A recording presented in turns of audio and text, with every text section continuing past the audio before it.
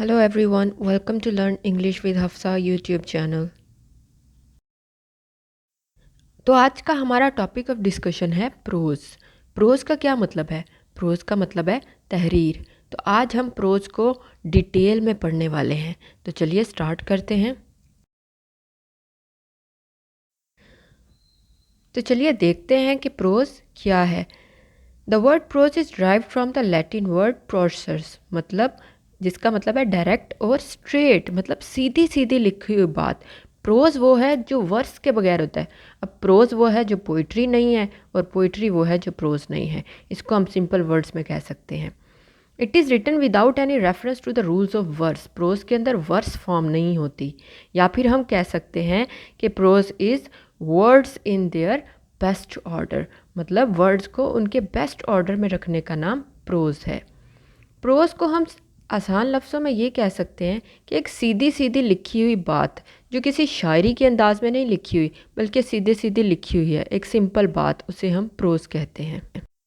और ये कहा जाता है कि प्रोज फॉर्म में सबसे पहला वर्क जो था वो था the law code of king Adelbert the first of Kent. तो अब हम देखते हैं कि प्रोज लिखने के क्या फंक्शन है, इसका मकसद क्या होता है। तो सबसे पहला मकसद है फुलफिल अ स्टोरीज प्रॉमिस, मतलब प्रोज लिखने का मकसद एक स्टोरी बताना होता है। देन क्रिएट अ वॉइस, कि मतलब राइटर की वॉइस लोगों तक पहुंचाना।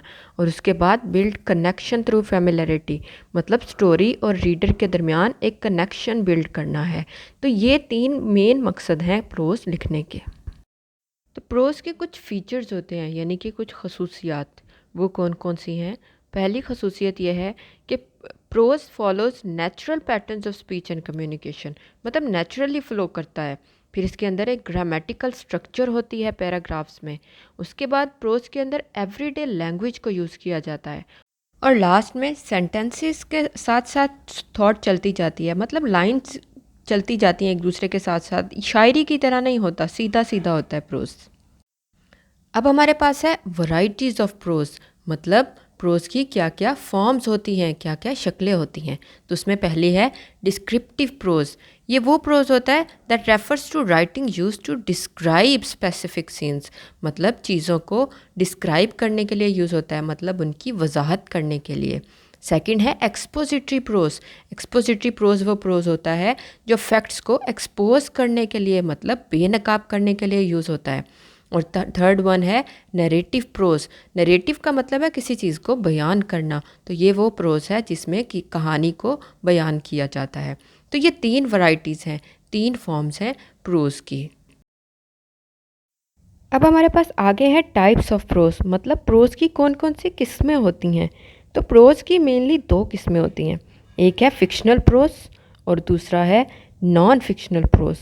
फिक्शन का मतलब होता है ख़याली, अफसानवी। तो फिक्शनल प्रोज वो होता है जो ख़याली चीज़ों को, मतलब इमेजिन्ड चीज़ों को बयान करता है। और नॉन फिक्शनल प्रोज वो होता है जो गैर अफसानवी, मतलब हक़ाइक़ पे मबनी चीज़ों को बयान करता है। तो फिक्शनल प्रोज की मेनली 2 टाइप्स होती हैं, शॉर्ट स्टोरी और नॉवल। इस फॉर्म में फिक्शनल प्रोज को लिखा जाता है। और नॉन फिक्शनल प्रोज बहुत सारी किस्मों में लिखा जाता है, जैसा कि एसे, डायरी, लेटर, स्पीच, बायोग्राफी और ऑटोबायोग्राफी। तो उम्मीद है आप लोगों को मज़ा आया होगा आज का टॉपिक पढ़ने में और समझ भी आई होगी। तो अब मैं मिलूँगी अपनी नेक्स्ट वीडियो में। अल्लाह हाफिज़।